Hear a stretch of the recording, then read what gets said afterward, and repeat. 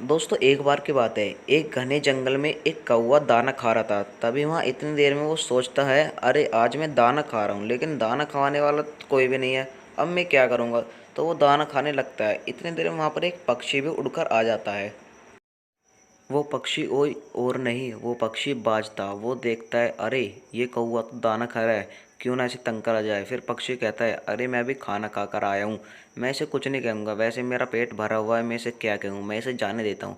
वैसे मुझे कोई काम तो है नहीं, मैं अपने घर जाकर आराम से लेटूंगा। मैं इसे तंग करने में मुझे मज़ा क्या आएगा। चलो मैं अपने घर चलता हूँ आराम से। फिर वे दोनों पक्षी वहाँ से चले जाते हैं और चिड़िया और एक उल्लू आ जाते हैं। चिड़िया कहती है, अरे उल्लू, तुम्हें क्या हो गया, तुम्हें किसी ने मारा है क्या, या तुम राक्षस बन गई हो, मुझे ये बताओ।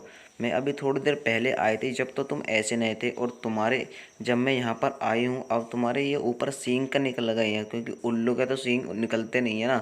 इसलिए मैंने पूछ लिया आपसे। और आप ये पूंछ का मतलब क्या कर रहे हो।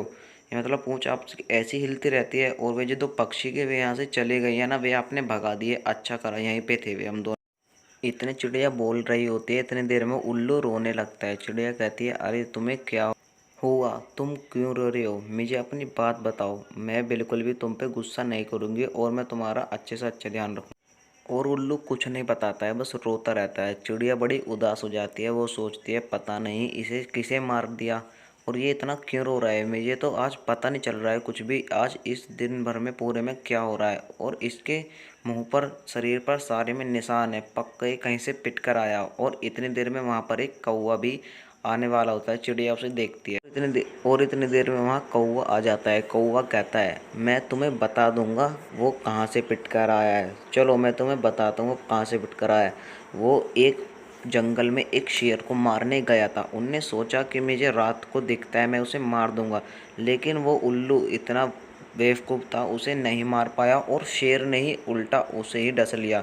चिड़िया कहती है, अच्छा ये बात है, जब ये कहूँ मैं ये आज इतना उदास क्यों है। चिड़िया वहाँ से चली जाती है। कौवा कहता है, अरे ये तो चली गई है, चलो मैं अब किसी और से बातें करता हूँ। वैसे इस जंगल में कोई देखने वाला तो मुझे है ही नहीं, यहाँ पर चिड़ियाओं के अंडे खा लेता हूँ।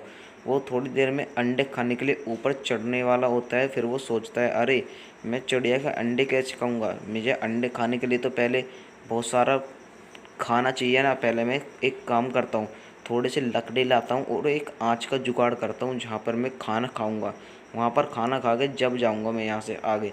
मैंने वैसे इसे बता तो दिया है इसका उल्लू कहाँ से पिट कर आया है।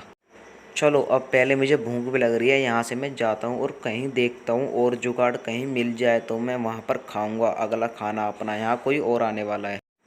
और तभी हम उल्लू को देखते हैं कि उसने उस शेर को आखिर मार दिया और उसका गोश्त पकाकर खा रहा है। और वो बेचारी चिड़िया के अंडे भी चुरा कर ले आया। और इस कहानी का एंड यहीं हो जाता है।